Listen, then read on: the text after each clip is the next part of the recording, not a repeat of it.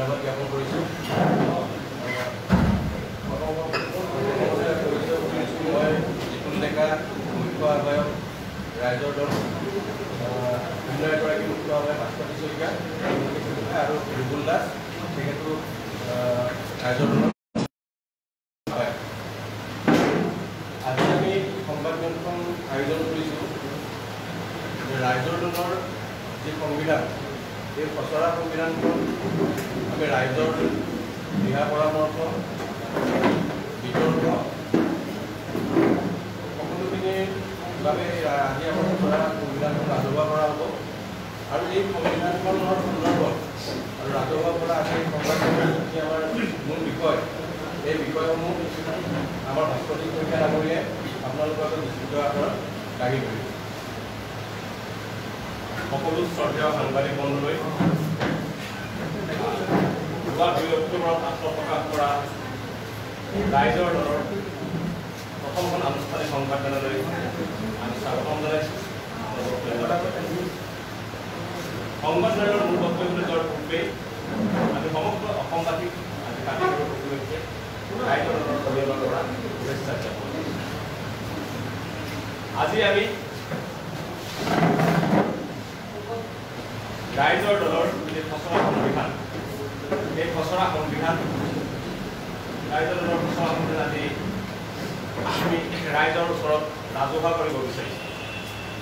এইখন ৰাইজৰ দলৰ খচৰা সংবিধান আৰু এই সংবিধান আজি অসমবাসী ৰাইজৰ মতামত আৰু পৰামৰ্শৰ বাবে ৰাজহুৱা কৰা হৈছে। অসমবাসীৰ পৰামৰ্শ আৰু মতামতৰ ভিত্তিতে এই খচৰা সংবিধান চূড়ান্ত কৰা হ'ব। অসমবাসীৰ ৰাইজৰ মতামত আৰু পৰামৰ্শৰ ভিত্তিত প্ৰয়োজন সাপেক্ষে সকলো সংশোধনী এই খচৰা সংবিধানত অনা হ'ব। এই খচৰা সংবিধানখনৰ ওপৰত সমগ্ৰ অসমবাসী ৰাইজে আমাক মতামত আৰু পৰামৰ্শ দিব বুলি আমি আশা কৰোঁ।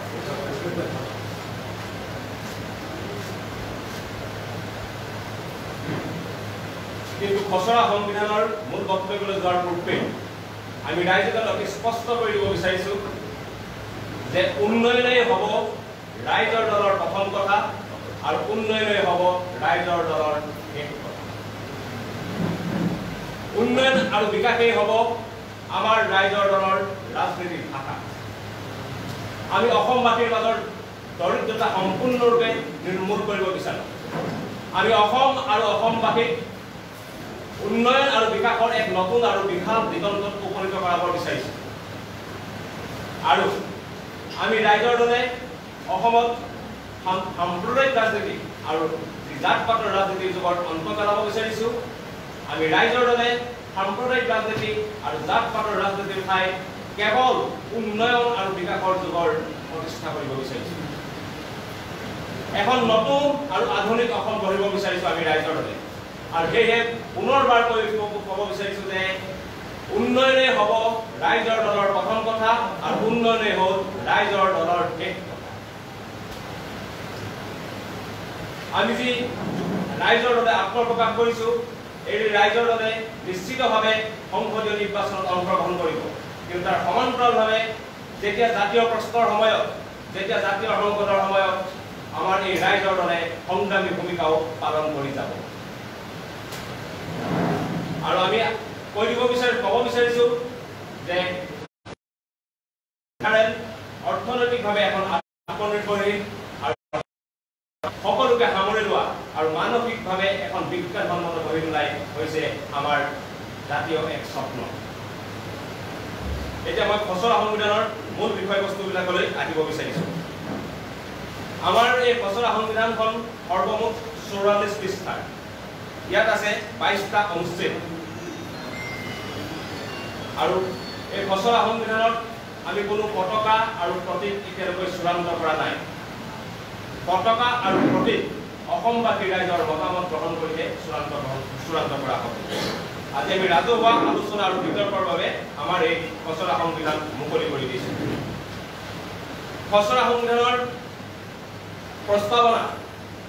প্ৰস্তাৱনাত আমি কৈছোঁ যে ভাৰতৰ সংবিধানৰ সমাজবাদী ধৰ্মনিৰপেক্ষ আৰু গণতান্ত্ৰিক প্ৰজাতন্ত্ৰৰ আদৰ্শক অৱগত কৰি এক ঐক্যবদ্ধ শক্তিশালী আৰু সমৃদ্ধশালী অসমীয়া জাতি গঢ়ি তুলিবলৈ অসমবাসীৰ জাতীয় আকাংক্ষা সপোনক সাকাৰ কৰিবলৈ তথা এখন উন্নত অসম গঢ়িবলৈ সংকল্প গ্ৰহণ কৰি আমি আমাৰ দৰে সংবিধান গ্ৰহণ কৰিছোঁ।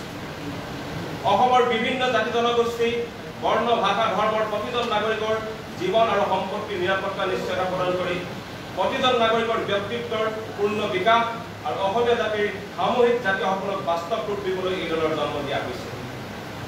ৰাজ্যখনৰ সকলো নাগৰিকৰ বাবে সামাজিক অৰ্থনৈতিক আৰু ৰাজনৈতিক ন্যায় প্ৰদান কৰিবলৈ আমি বদ্ধপৰিকৰ। সকলো জাতি জনগোষ্ঠী ধৰ্ম বৰ্ণ ভাষা ভাষীৰ সমমৰ্যাদা সমবিকাশৰ প্ৰতিশ্ৰুতিৰে আমি এই দল গঠন কৰিছোঁ।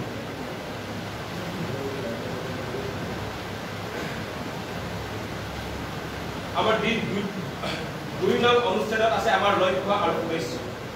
লক্ষ্য আৰু উদ্দেশ্যত আমি স্পষ্টভাৱে প্ৰথমতে ক'ব বিচাৰিছোঁ যে ভাৰতৰ সংবিধানৰ প্ৰস্তাৱনাত ঘোষণা কৰা অনুসৰি দেশখনক প্ৰকৃতপক্ষতে এখন সাৰ্বভৌম সমাজতান্ত্ৰিক ধৰ্মনিৰপেক্ষ আৰু গণতান্ত্ৰিক প্ৰজাতন্ত্ৰকে বিকশিত কৰিবৰ বাবে আমি অহোপুৰুষাৰ্থ কৰিম। আনহাতে অতিকেন্দ্ৰিক ৰাষ্ট্ৰ ব্যৱস্থা আৰু সাম্প্ৰদায়িক ফেচিবাদৰ হাতত বিপন্ন হোৱা অসমীয়াৰ স্বাৰ্থ অসমীয়াৰ ইণ্টাৰেষ্ট আৰু অসমীয়াৰ পৰিচয় অসমীয়া আমি চেষ্টা চলাই যাব বিচাৰিছোঁ। আমি ক'ব বিচাৰিছোঁ যে অসমৰ বাবে সাংবিধানিক বিশেষ ৰাজ্যৰ মৰ্যাদা লাভৰ বাবে সংগ্ৰাম আমি গঢ়ি তুলিম। ভাৰতৰ সংবিধানৰ ৩৭১ ক অনুচ্ছেদ অনুসৰি অসমৰ বাবে বিশেষ ৰাজ্যৰ মৰ্যাদা কঢ়িয়াই আনিবৰ কাৰণে আমি অংগীকাৰবদ্ধ হোৱাৰ কথা কৈছোঁ। আমাৰ লক্ষ্য আৰু উদ্দেশ্য আপোনালোক সকলোৱে জানে যে নৰেন্দ্ৰ মোদী চৰকাৰে ২০১৪ চনত শাসনভাৰ অহাৰ পিছতে ১৫ চনত অসম সহ ১২খন ৰাজ্যৰ বিশেষ ৰাজ্যৰ মৰ্যাদা কৰ্তন কৰি দিছে। এই বিশেষ ৰাজ্যৰ মৰ্যাদা কৰ্তনৰ ফলত অসমৰ উন্নয়ন প্ৰায় স্থবিৰ হৈ পৰিছে। কিন্তু সেইবাবে আমি ৰাইজৰ দলে আমাৰ লক্ষ্য আৰু উদ্দেশ্যত অতি স্পষ্টভাৱে ক'ব বিচাৰিছোঁ যাতে আমাক ৩৭১ ক অধীনত আমাক বিশেষ সাংবিধানিক বিশেষ ৰাজ্যৰ মৰ্যাদা দিয়ে। ৩৭১ কৰ পৰা ৩৭১ নিয়মলৈকে যি সাংবিধানিক বিশেষ ৰাজ্যৰ মৰ্যাদা আছে এই সাংবিধানিক বিশেষ ৰাজ্যৰ মৰ্যাদা নৰেন্দ্ৰ মোদী চৰকাৰে ১৫ চনত আমাৰ বিশেষ ৰাজ্যৰ মৰ্যাদা কৰ্তন কৰি দিলে আৰু সেইকাৰণে ৰাইজৰ দলৰ দাবী হ'ব যে সংবিধানৰ অন্তত আমাৰ ৩৭১ ক অনুচ্ছেদৰ অধীনত আমাক সাংবিধানিক বিশেষ ৰাজ্যৰ মৰ্যাদা প্ৰদান কৰিব লাগে আৰু যি বিশেষ ৰাজ্যৰ মৰ্যাদা কোনো চৰকাৰে কেতিয়াও কোনো পৰিস্থিতিতে যাতে কৰ্তন কৰিব নোৱাৰে। আৰু যেতিয়া আপোনালোকে ৩৭১ ক অনুচ্ছেদৰ অধীনত আচলতে আমি মাটি আৰু সম্পদৰ ওপৰত অসমবাসীৰ বিশেষ অধিকাৰ এই মাটি আৰু সম্পদৰ ওপৰত অসমবাসীৰ বিশেষ অধিকাৰ সাব্যস্ত হোৱাৰ কথাটো বুজাইছে যে আমি ইমান দিনে লুকাই থকা যি আত্মনিয়ন্ত্ৰণৰ আশা আকাংক্ষা সেই আশা আকাংক্ষাক আমি আগবঢ়াই লৈ যাব বিচাৰিছোঁ। আমি লক্ষ্য উদ্দেশ্য স্পষ্টভাৱে ক'ব বিচাৰিছোঁ যে আমি এখন বিদেশী মুক্ত অসম গঢ়ি তুলিব খোজোঁ। বিদেশী মুক্ত এখন গঢ়ি তুলিবৰ কাৰণে আমি সম্পূৰ্ণৰূপে প্ৰচেষ্টা আমি হাতত লওঁ। তাৰোপৰি অসম চুক্তিৰ ৬ নং দফাত উল্লেখিত সামাজিক সাংস্কৃতিক আৰু ভাষিক সুৰক্ষাৰ কথাও আমি কোৱাৰ লগতে অসম চুক্তিত উল্লেখ নথকা অৰ্থনৈতিক আৰু ৰাজনৈতিক সুৰক্ষাৰ বাবে সাংবিধানিক বিধানী আৰু আইনগত সুৰক্ষা কৱচ নিশ্চিত কৰাৰ উদ্দেশ্যৰ কথাও আমাৰ লক্ষ্য আৰু উদ্দেশ্যত স্পষ্টকৈ আমি উল্লেখ কৰিছোঁ। আমি আমাৰ সংবিধানৰ লক্ষ্য আৰু উদ্দেশ্যত অতি স্পষ্টকৈ ক'ব বিচাৰিছোঁ যে প্ৰস্তাৱিত দলটো গঠনৰ প্ৰধান উদ্দেশ্যবিলাকৰ ভিতৰত আছে ভূমি সংস্কাৰ, প্ৰধান উদ্দেশ্যবিলাকৰ ভিতৰত আছে কৃষি উৎপাদন ব্যৱস্থাৰ বৈপ্লৱিক পৰিৱৰ্তন, প্ৰধান উদ্দেশ্যৰ ভিতৰত আছে উদ্যোগ আৰু বাণিজ্যৰ ক্ষেত্ৰত নতুন যুগৰ সৃষ্টি কৰাৰ কথা। আমি ক'ব বিচাৰিছোঁ যে সামন্তীয় উৎপাদন ব্যৱস্থাৰ পৰিৱৰ্তন ঘটাই অসমৰ পথাৰসমূহক বছৰৰ সকলো সময়তে খেতি কৰাৰ পথাৰলৈ পৰিণত কৰি তাৰ বাবে আন্তঃগাঁথনি তৈয়াৰ কৰি ব্যৱসায়িক আৰু পেছাদাৰী উৎপাদন কৰি অসমৰ কৃষি ব্যৱস্থাৰ বৈপ্লৱিক পৰিৱৰ্তন কৰে। সমগ্ৰ অসমবাসীয়ে জানে যে আমাৰ পথাৰবিলাকত আমি দীৰ্ঘদিনে আজিলৈকে জলসিঞ্চনৰ ব্যৱস্থা হোৱা নাই। তাৰ কেৱল ৩% খেতি ব্যৱস্থা আছে। আমি ক'ব বিচাৰিছোঁ যে আমাৰ ৰাইজৰ দলৰ উদ্দেশ্যই হ'ব পৰ্যাপ্ত জলসিঞ্চনৰ ব্যৱস্থা কৰা, যাতে অসমৰ খেতিয়কে আমি অসমৰ খেতিয়কে 3বাৰ 4বাৰ খেতি কৰি আমি নিজে স্বাৱলম্বী হ'ব পাৰোঁ আৰু এইবিলাক কথা আমাৰ ৰাইজৰ দলৰ লক্ষ্য আৰু উদ্দেশ্যত আমি অতি স্পষ্টকৈ উল্লেখ কৰিব বিচাৰিছোঁ আমি ক'ব বিচাৰিছোঁ যে থলুৱাৰ উৎপাদনৰ ওপৰত ভিত্তি কৰি স্থানীয় পুঁজি আৰু চৰকাৰী পুঁজিৰ সঠিক ব্যৱহাৰ কৰি উন্নয়নৰ এক বিকল্প আৰ্হিৰে এক জাতীয় উদ্যোগ মালা গঢ়ি তোলা এই যে কৈছো যে থলুৱা উৎপাদনৰ ওপৰত ভিত্তি কৰি স্থানীয় পুঁজি আৰু চৰকাৰী পুঁজিৰ সঠিক ব্যৱহাৰ কৰি উন্নয়নৰ এক বিকল্প জাতীয় উদ্যোগ মালা গঢ়ি তোলা এইটো যদি আমি সম্ভৱ কৰি তুলিব পাৰোঁ আমাৰ যদি এই উদ্দেশ্য সম্ভৱপৰ হয় তেনেহ'লে অসমৰ অৰ্থনীতিৰ এক আমূল পৰিৱৰ্তন হ'ব আমি যি অসমৰ জাতীয় অৰ্থনীতি বুলি কৈ থাকোঁ অসমৰ জাতীয় অৰ্থনীতি এক নতুন ৰূপ পাব আৰু কেৱল জাতীয় অৰ্থনীতি নতুন ৰূপ পোৱাই নহয় আপোনালোক সকলোৱে জানে যে অসমৰ প্ৰতিখন গাঁৱৰ আমাৰ প্ৰধান যুৱকবিলাক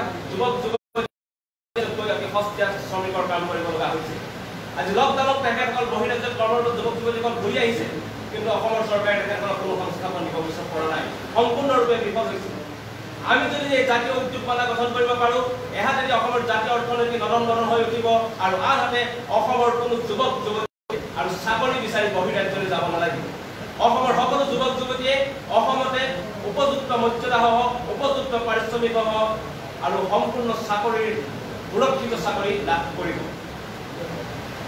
আমি আমাৰ লক্ষ্য যে গাঁৱলৈ ক্ষমতা বিকেন্দ্ৰীকৰণ কৰি আমি গ্ৰাম স্বৰাজ প্ৰতিষ্ঠাৰ কথা ক'ব বিচাৰিছোঁ গ্ৰাম স্বৰাজ মহাত্মা গান্ধীয়ে কৈ থোৱা গ্ৰাম স্বৰাজ আমি আমাৰ লক্ষ্য আৰু উদ্দেশ্যত ৰাখিব বিচাৰিছোঁ আৰু যদি এই গ্ৰাম স্বৰাজ আমি প্ৰতিষ্ঠা কৰিব পাৰোঁ তেনেহ'লে অসমৰ গাঁওবিলাক স্বয়ংক্ৰিয়ভাৱে আত্মনিৰ্ভৰ হৈ উঠিব আমাৰ গাঁওবিলাকৰ সম্পূৰ্ণৰূপে আমূল পৰিৱৰ্তন ঘটিব যদিহে আমি গ্ৰাম স্বৰাজ প্ৰতিষ্ঠা কৰিব পাৰোঁ সেইকাৰণে গ্ৰাম স্বৰাজ প্ৰতিষ্ঠা হৈছে ৰাইজৰ দলৰ এক অন্যতম প্ৰধান লক্ষ্য আৰু উদ্দেশ্য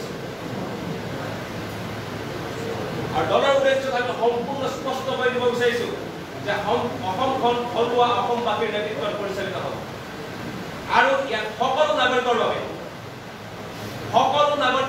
সকলো ধৰ্মৰ সকলো জাতিৰ সকলো বৰ্ণৰ সকলো ভাষাৰ নাগৰিকৰ বাবে সমান অধিকাৰৰ ব্যৱস্থা থলুৱা অসমবাসীৰ নেতৃত্বত যি অসম পৰিচালিত হ'ব এই অসমখনত সকলো নাগৰিকৰ সমান অধিকাৰ থাকিব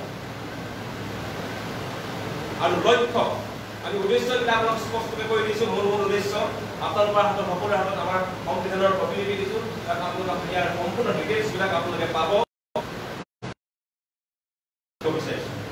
আমাৰ এই খচৰা সংবিধানৰ লক্ষ্যটো হৈছে হ'ল সাৰ্বভৌম সমাজবাদী ধৰ্মনিৰপেক্ষ গণতান্ত্ৰিক ফেডাৰেল ভাৰতৰ ভিতৰত ক্ষমতাৰ পূৰ্ণ পৰ্যায়ৰ বিকেন্দ্ৰীকৰণৰ জৰিয়তে থলুৱা জনজাতি জনগোষ্ঠীসমূহলৈ প্ৰকৃত স্বশাসনৰ অধিকাৰ প্ৰদান কৰা গাঁও পৰ্যন্ত ক্ষমতাৰ বিকেন্দ্ৰীকৰণেৰে নাগৰিকৰ প্ৰতিভাৰ পূৰ্ণ বিকাশ হ'ব পৰা এখন সমৃদ্ধ অসম আমি ক'ব বিচাৰিছোঁ প্ৰতিটো আমি যেনেকৈ অসমবাসীৰ আত্মনিয়ন্ত্ৰণ আকাংক্ষাক আগবঢ়াই দিয়াৰ কথা কৈছোঁ একেদৰে সমান সময়তে আমাৰ লক্ষ্য আমি অসমৰ প্ৰতিটো জাতি জনগোষ্ঠীৰ যি আত্মনিয়ন্ত্ৰণৰ আকাংক্ষা সেই আকাংক্ষাটো ক্ষমতাৰ বিকেন্দ্ৰীকৰণৰ জৰিয়তে আগবঢ়াই দিয়াৰ কথা ক'ব বিচাৰিছোঁ আমি ক'ব বিচাৰিছোঁ যে অসমৰ প্ৰতিখন গাঁৱলৈ আমি ক্ষমতাৰ বিকেন্দ্ৰীকৰণ কৰিব বিচাৰিছোঁ আৰু এই বিকেন্দ্ৰীকৰণৰ জৰিয়তে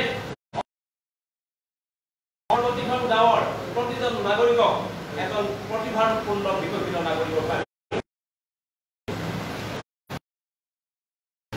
এতিয়া আহিব বিচাৰিছোঁ খচৰা সংবিধানত থকা কৰ্মপন্থাত আমি ক'ব বিচাৰিছোঁ ৰাইজৰ দল অসমৰ ৰাইজৰ স্বাৰ্থ ৰক্ষাকাৰী এটা প্ৰগতিশীল জাতীয়তাবাদী আঞ্চলিক ৰাজনৈতিক দল আমাৰ দলে নিৰ্বাচনত অংশগ্ৰহণ কৰি চৰকাৰ গঠন কৰি অথবা গঠনমূলক বিৰোধী ভূমিকাৰে অসমৰ দীৰ্ঘদিনীয়া সমস্যাসমূহ সমাধান কৰিবলৈ যত্নবান হ'ব তদুপৰি অসমৰ পৰিচয় আৰু স্বাৰ্থ ৰক্ষাৰ বাবে প্ৰয়োজন সাপেক্ষে ঐক্যবদ্ধ শান্তিপূৰ্ণ গণতান্ত্ৰিক জাতীয় ৰাজনৈতিক সংগ্ৰাম গঢ়ি তুলিব এই জাতীয় ৰাজনৈতিক সংগ্ৰামখন যাতে অসমৰ সকলো জাতি ধৰ্ম বৰ্ণ ভাষাৰ জনগণে অংশগ্ৰহণ কৰিব পাৰে তাৰ বাবে সকলোকে ঐক্যবদ্ধ কৰাৰ সুযোগ লোৱা আমাৰ দলে অসম আৰু অসমবাসীৰ স্বাৰ্থৰ বিপৰীতে কেন্দ্ৰীয় চৰকাৰে জাপি দিয়া সকলোবোৰ অগণতান্ত্ৰিক সিদ্ধান্তৰ বিৰুদ্ধে অৰ্থাৎ আমি কৰ্মপন্থাত স্পষ্টভাৱে ক'ব বিচাৰিছোঁ যে ৰাইজৰ দলে সংসদীয় নিৰ্বাচনত অংশগ্ৰহণ কৰিব সংসদীয় পদ্ধতিৰে চৰকাৰ গঠন কৰি বা সক্ৰিয় বিৰোধী ভূমিকা পালন কৰি বিধান পালন কৰিব লাগে, সকলোবিলাক ভূমিকা পালন কৰিব। কিন্তু কেৱল ইয়াতে ৰাইজৰ দলৰ কৰ্ম পন্থা সীমাবদ্ধ হৈ নাথাকে। প্ৰয়োজন সাপেক্ষে অসমৰ প্ৰয়োজন সাপেক্ষে জাতিৰ সংকটৰ মুহূৰ্তত ৰাইজৰ দলে ৰাজপথৰ সংগ্ৰামো কৰি যাব, আমি কৰ্মপন্থাত স্পষ্টভাৱে উল্লেখ কৰিব বিচাৰিছোঁ।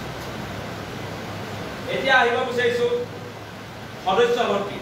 যিহেতু সংবিধানখন 44 পৃষ্ঠাৰ 22টা অনুচ্ছেদ আছে, আমি গোটেইখিনি এটা পাঠ কৰিলে সম্ভৱপৰ নহ'ব, গতিকে মূল আৰু গুৰুত্বপূৰ্ণ বিষয়কেইটা আপোনালোকক জৰিয়তে আমি ৰাইজলৈ আগবঢ়াই দিব বিচাৰিছোঁ।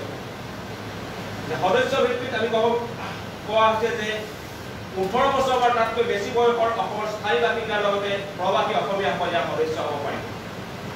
কিন্তু তাৰ বাবে তেনে লোক আন কোনো ৰাজনৈতিক দল বা সাম্প্ৰদায়িক সংগঠনৰ সৈতে যুক্ত হৈ থাকিব নোৱাৰিব। সদস্য দুই প্ৰকাৰৰ হ'ব, প্ৰাথমিক সদস্য আৰু সক্ৰিয় সদস্য। সক্ৰিয় সদস্য আকৌ 3 প্ৰকাৰ হ'ব। সক্ৰিয় সদস্য থাকিব অংশকালীন কৰ্মী, সক্ৰিয় কৰ্মী আৰু সৰ্বক্ষণ কৰ্মী। আৰু কেৱল সক্ৰিয় সদস্যহে নিৰ্বাচনত অংশগ্ৰহণ কৰিব পাৰিব। আনহাতে দলৰ প্ৰশিক্ষণ নকৰাকৈ কাকো সদস্য পদ দিয়া নহয়। অৰ্থাৎ যিসকল ৰাইজৰ সদস্য কৰিব বিচাৰিছোঁ তেখেতসকলক চিৰিয়াছলি তেখেতসকলে আমাৰ দলৰ আদৰ্শ, দলৰ সংবিধান, দলৰ লক্ষ্য উদ্দেশ্য যাতে বুজি পায়, তাৰ প্ৰতি তেখেতসকলে আত্মোৎসৰ্গীকৃত হয়, তাৰ কাৰণে তেখেতসকলৰ প্ৰশিক্ষণৰ ব্যৱস্থা কৰা হ'ব। কেৱল দলৰ সদস্য হোৱাৰ নামত যাকে তাকে ইয়াৰ দলৰ সদস্য পদ দিয়া নহ'ব। যিসকল সদস্য হ'ব তেখেতসকলৰ বাবে প্ৰশিক্ষণ বাধ্যতামূলক কৰা।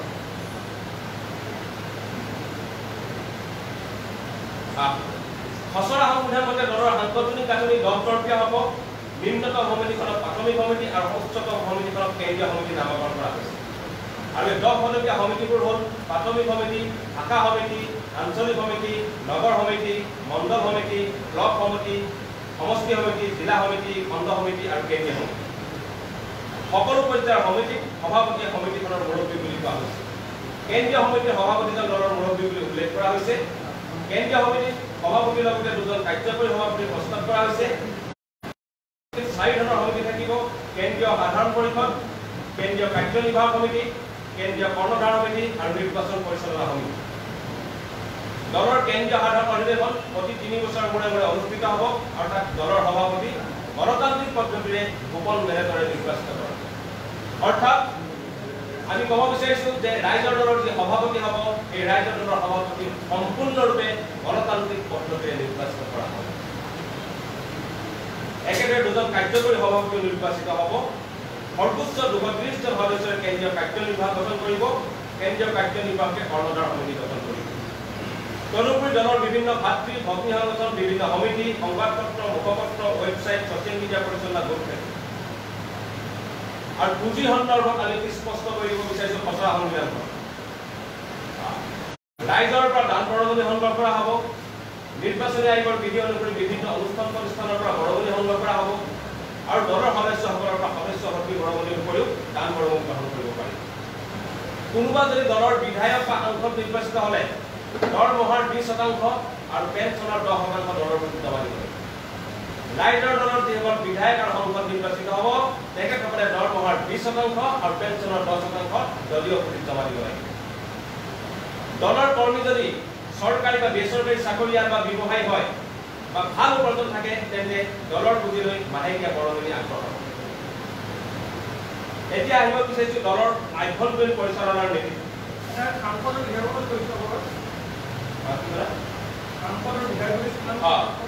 যদি দলৰ বিধায়ক বা সাংসদ নিৰ্বাচিত হয় তেন্তে দৰমহাৰ 20% আৰু পেঞ্চনৰ 10% দলীয় পুঁজিত জমা দিব লাগিব। পেঞ্চনৰ 10%। আনহাতে দলৰ আভ্যন্তৰীণ পৰিচালনাৰ নীতিটো হ'ল গণতান্ত্ৰিক কেন্দ্ৰিকতাৰ নীতি। দল পৰিচালনাৰ নীতি হ'ল গণতান্ত্ৰিক কেন্দ্ৰিকতাৰ নীতি। ইয়াত অতি স্পষ্টভাৱে কৈ দিব বিচাৰিছোঁ যে ব্যক্তি সমিতিৰ অধীন কোনো ব্যক্তিগত সিদ্ধান্ত কোনেও দলৰ ওপৰত জাপি দিব নোৱাৰে। সেয়া লাগিলে সভাপতিয়ে হওক বা দলৰ অন্য তৃণমূল পৰ্যায়ৰ কৰ্মীয়ে হওক, কোনো ব্যক্তিগত সিদ্ধান্ত কোনেও দলৰ ওপৰত জাপি দিব নোৱাৰে।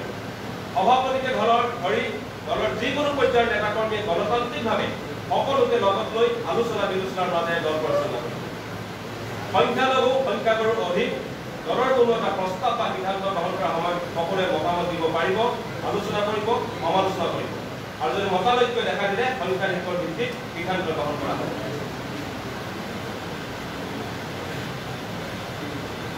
আমাৰ দলৰ অনুশাসন সম্পৰ্কেও ব্যৱস্থা আছে, এই সম্পৰ্কে সবিশেষ স্পষ্টভাৱে আমাৰ সংবিধানত উল্লেখ আছে। এইখিনি আছিল আমাৰ খচৰা সংবিধানৰ মূল ৰাইজক জনাবলগীয়া বিষয় আৰু আমি অতি স্পষ্ট কৰি দিব বিচাৰিছোঁ যে এইখন এখন খচৰা সংবিধান। এই খচৰা সংবিধানখন আজি আমি ৰাইজৰ মাজত মুকলি কৰি দিব বিচাৰিছোঁ। আমাৰ ৱেবছাইটত আপোনালোকে সংবিধান উপলব্ধ পাব, আপোনালোকে আমাৰ হোৱাটছআপ নম্বৰ ঘোষণা কৰিব, এই হোৱাটছআপ নম্বৰটো আপোনালোকে সংবিধান পাব। সকলো ৰাইজে এই সংবিধান সম্পৰ্কত মতামত দিব পাৰিব, তেখেতসকলৰ কিবা যদি আপত্তি আছে সেই আপত্তি জনাব পাৰিব আৰু সকলো ৰাইজৰ মতামতক লগত লৈহে আচলতে ৰাইজৰ বাবে খচৰা সংবিধানখন চূড়ান্ত কৰা হ'ব। গতিকে আমি সকলো ৰাইজৰ পৰা ইতিবাচক সঁহাৰি খচৰা সংবিধানৰ ক্ষেত্ৰত আশা কৰিছোঁ আৰু পুনৰবাৰ স্পষ্ট কৰিব বিচাৰিছোঁ, পুনৰবাৰ কৈ দিব বিচাৰিছোঁ, কেৱল উন্নয়ন আৰু বিকাশেই হ'ব ৰাইজৰ দলৰ ৰাজনৈতিক। সমগ্ৰ অসমবাসীৰ মাজত দৰিদ্ৰতা আমি নিৰ্মূল কৰিব বিচাৰিছোঁ আৰু সমগ্ৰ অসম আৰু অসমবাসীক উন্নয়নৰ এক নতুন আৰু বিশাল দিগন্তত উপনীত কৰাব বিচাৰিছোঁ। এয়াই আমাৰ শেষ কথা। সেইকাৰণে আমি মূল মন্ত্ৰ হিচাপে লৈছোঁ যে উন্নয়নেই হৈছে ৰাইজৰ দলৰ প্ৰথম কথা আৰু উন্নয়নেই হৈছে ৰাইজৰ দলৰ শেষ কথা। মই এতিয়া আমাৰ সংবাদমেলত উপস্থিত থকা আমাৰ অন্যতম মুখ্য আহ্বায়ক ৰঘুল দাসক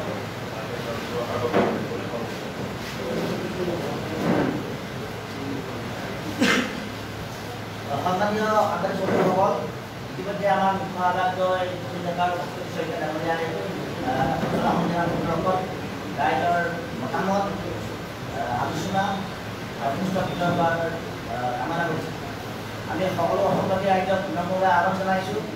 ৰাইজৰ দল যিহেতু ৰাইজৰ বাবে গঠন কৰা, ৰাইজে নিজেই গঠন কৰা ৰাজনৈতিক দল।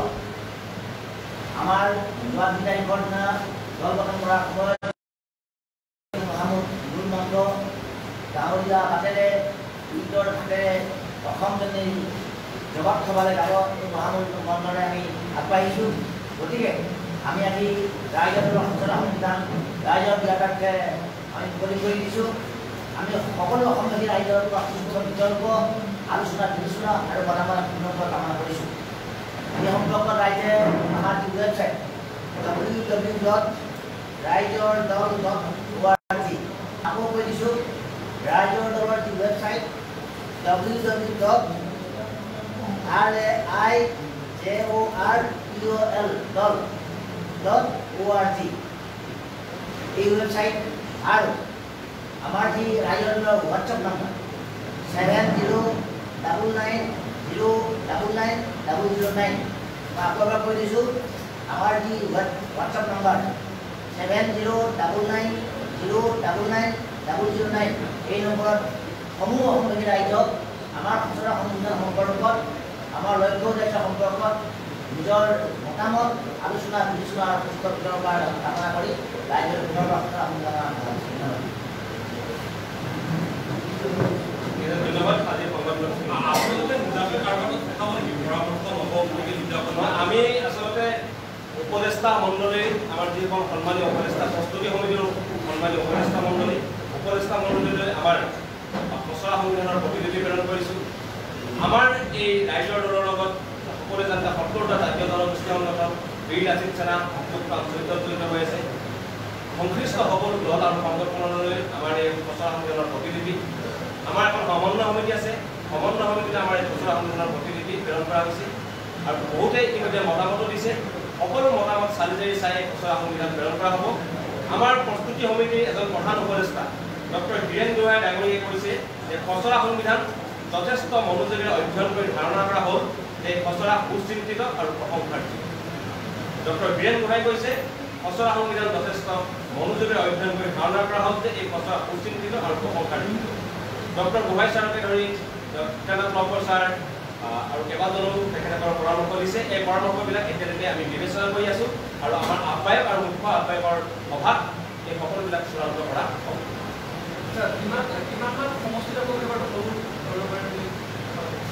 চব আমাৰ দল গঠনৰ প্ৰস্তুতি কাম একদম প্ৰাৰম্ভিক পৰ্যায়ত চলি আছে। গতিকে এই সম্পৰ্কে চূড়ান্ত সিদ্ধান্ত আমি লোৱা নাই, কিন্তু পূৰ্ণগতিত আমি সংগঠনৰ কাম আগবঢ়াই দিছোঁ। আমাৰ প্ৰথম লক্ষ্যটো হৈছে যে অসমৰ প্ৰতিটো সমষ্টিত প্ৰতিখন গাঁৱত ৰাইজৰ দলৰ সংগঠন সকলো দলতকৈ শক্তিশালী গঢ়ি তোলা। আৰু কালিলৈ ১৮ তাৰিখে আমাৰ বিভিন্ন জিলাত এটা আহ্বায়ক সমিতি গঠন হ'ব, ১৯ তাৰিখে ৪খন জিলাত হ'ব, ২০ তাৰিখে এনেকুৱা হৈ থাকিব। এইবিলাক খবৰ কালিলৈৰ পৰা আপোনালোকৰ মাজত আহি থাকিব।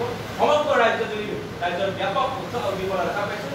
সেইকাৰণে প্ৰতিদিনে এটা দিনতে ৩-৪খনকৈ আমাৰ জিলা আহ্বায়ক সমিতি গঠন হ'ব বুলি কৈছে। আছুৰ লগত যিটো আপোনালোকে আলোচনা কৰা কথা আছে, সেই ক্ষেত্ৰত আলোচনা প্ৰথম দিনাৰ পৰাই সকলো আঞ্চলিক কৰ্মসূচীৰ ভিত্তিত কিছুমান কমন মিনিমাম প্ৰগ্ৰামৰ ভিত্তিত আমি এখন অঞ্চলত সকলো বিৰোধী আঞ্চলিক শক্তি আচলতে একলগ হোৱাৰ প্ৰয়োজন। আৰু আমি যদি আঞ্চলিক শক্তি যদি একলগ হওঁ, তেতিয়াহ'লে ২১ বিধানসভা নিৰ্বাচনত বিজেপি, কংগ্ৰেছ ইউআইডিএফ আলোচনা হৈছে নেকি? এতিয়ালৈকে আনুষ্ঠানিক কোনো আলোচনা হোৱা নাই। আমি আশা ৰাখোঁ অতি সোনকালে আলোচনা হ'ব। মনোজ গগৈ যিহেতু অব্যাহতি দিয়া হ'ল, তেখেতৰ যিটো সংগঠন সেই সংগঠনটো আপোনালোকৰ থাকিব লাগে। তেখেতসকলৰ অন্য এজন প্ৰতিনিধিও আমাৰ লগত আছে। তেখেত অকণ বেলেগ কথা এটা সুধিম তাৰমানে তাৰমানে SI কেলেংকাৰীটো যিহেতু গম পাইছে, তাৰ মাজত কিন্তু এতিয়া দেখা গৈছে যে মানে গোটেই তদন্ত প্ৰক্ৰিয়াটো এছপিজন গ্ৰেপ্তাৰ হোৱাৰ পিছতে চেভ হৈ গৈছে। গোটেই বিষয়টো SI কেলেংকাৰীটোৱে প্ৰথম দিনাখনৰ ডাঙৰ ডাঙৰ খবৰ প্ৰকাশ পাই আছে যে এই কেলেংকাৰী কেশৱখন জড়িত হৈ আছে নেকি, এই কেলেংকাৰীত ৰাজ্যিক বিজেপিৰ মুখ্য কাৰ্যালয় হেঙাৰবাৰীৰ লগত এই কেলেংকাৰীৰ কি সম্পৰ্ক, এই কেলেংকাৰী ৰাজধানী দিছপুৰৰ লগত কি সম্পৰ্ক, এই ধৰণৰ বিভিন্ন ধৰণৰ যুৱসূত্ৰৰ খবৰ প্ৰকাশ পাইছে। আনকি মন্ত্ৰীও SI কেলেংকাৰীত জড়িত নেকি জড়িত ধৰণৰ খবৰ প্ৰকাশ পাইছে। কিন্তু বিধায়ক মন্ত্ৰী কিন্তু সকলোবিলাক এতিয়া সম্পূৰ্ণৰূপে গাপ দিয়ে পেলোৱা হৈছে। বিজেপিৰ বিধায়ক জড়িত হৈছে, তিনি নম্বৰ বিধায়কৰ নাম উচ্চাৰিত হৈ পৰিছিলে, কিন্তু সকলোবিলাক গাপ দিয়া গৈছে। আমি দেখা পাইছোঁ যে পুথি খলিহনাক ধৰা গৈছে, ৰৌ বৰলীক এৰিব বিচৰা গৈছে, আৰু এইটো কোনোপধ্যে হ'বলৈ দিয়া নহ'ব। SI কেলেংকাৰীক লৈ আমি ৰাইজৰ দলে অতি সোনকালে আমি পদক্ষেপ গ্ৰহণ কৰিবলৈ আমি আহ্বান জনাইছোঁ। আৰু স্পষ্টভাৱে ক'ব বিচাৰিছোঁ যে গৃহমন্ত্ৰী মুখ্যমন্ত্ৰী সৰ্বানন্দ সোণোৱাল তেখেতৰ বিভাগত এই কেলেংকাৰী জড়িত হৈছে। গতিকে SI কেলেংকাৰীৰ নৈতিক দায়িত্ব মুখ্যমন্ত্ৰী সৰ্বানন্দ সোণোৱালে দাঁত পাতি ল'ব লাগিব, তাৰ পৰা তেখেতে হাত আহিলে নচলিব। আৰু সেইকাৰণে এই কেলেংকাৰীৰ তদন্ত মুখ্যমন্ত্ৰী সৰ্বানন্দ সোণোৱালক আনিব লাগে। আৰু যিহেতু মুখ্যমন্ত্ৰী সৰ্বানন্দ সোণোৱালক এই কেলেংকাৰী তদন্ত আউটলৈ আনিব লাগে, তেনেহ'লে এই কেলেংকাৰী CID দ্বাৰা সম্ভৱ নহয়। এই কেলেংকাৰী হাইকোৰ্টৰ গুৱাহাটী হাইকোৰ্টৰ কোনোবা চিটিং জাজ বা নতুবা CBI দ্বাৰা পাব। যিটো মুখ্যমন্ত্ৰী তদন্ত কেলেংকাৰী আউটলৈ আহিব লাগে, কাৰণ তেখেত গৃহমন্ত্ৰী, তেখেতে ইয়াৰ নৈতিক দায়িত্ব স্বীকাৰ কৰিব লাগিছে। আচলতে যিকোনো এজন দায়িত্ববান আৰু কৰ্তব্যনিষ্ঠা বা ৰাইজৰ প্ৰতি দায়বদ্ধ গৃহমন্ত্ৰীসকলে ইতিমধ্যে SI কেলেংকাৰী নৈতিক দায়িত্ব ভাৰ পাতি গৃহমন্ত্ৰী পদৰ পদত্যাগ কৰিছে। কালি পেনাল্টি স্কেমৰ এজন ধৰা হৈছে, তেওঁ বিজেপি কৰ্মীৰ লগতে RSS নেতা ৰাজীৱ কৰা হয়। গোটেই বিষয়টো আমি নহয়, কেৱল তেখেত বুলিয়ে নহয়, আমি দেখা পাইছোঁ যে এই কেলেংকাৰীত যিমানবিলাক কৰ্মচাৰী বাদ দি গ্ৰেপ্তাৰ হৈছে, তেখেতসকলৰ বেছিভাগেই হয় বিজেপি নহয় RSSৰ লগত জড়িত। গতিকে সেইকাৰণে কৈছোঁ যে এই SI কেলেংকাৰীৰ লগত একক ভাৱৰ সম্পৰ্ক থাকিব লাগিব। এই SI কেলেংকাৰীৰ লগত হেঙাৰবাৰীৰ ৰাজ্যিক বিজেপিৰ সম্পৰ্ক থাকিব লাগিব। কিন্তু সেইবিলাকৰ যিবিলাক ৰহস্য উদ্ঘাটন কৰিবলৈ দিয়া হোৱা নাই, এই তদন্ত বাধা দিব চেষ্টা কৰা হৈছে। আৰু তদন্ত সেইকাৰণে তদন্ত CID ৰ কাৰণে সম্ভৱ নহ'ব। CID গৃহমন্ত্ৰীৰ নিয়ন্ত্ৰণত তেখেতৰ যথেষ্ট বিভাগ। গতিকে এই বিভাগ এই কেলেংকাৰী হ'ব লাগিব। গুৱাহাটী হাইকোৰ্টৰ চিটিং জাজ বা CBI দ্বাৰা, তেতিয়াহে আচলতে CID কেলেংকাৰী SI যিটো কেলেংকাৰী, এই কেলেংকাৰী যিসকল ৰৌ বৰালী, এই ৰৌ বৰালীসকল ধৰা পৰিব। তেতিয়াহে SI কেলেংকাৰীত এককভাৱৰ কি সম্পৰ্ক, SI কেলেংকাৰীৰ লগত ৰাজ্যিক বিজেপিৰ মুখ্য কাৰ্যালয়ৰ কি সম্পৰ্ক, এই সকলোবিলাক কথা ক'ব লাগিব। ধন্যবাদ।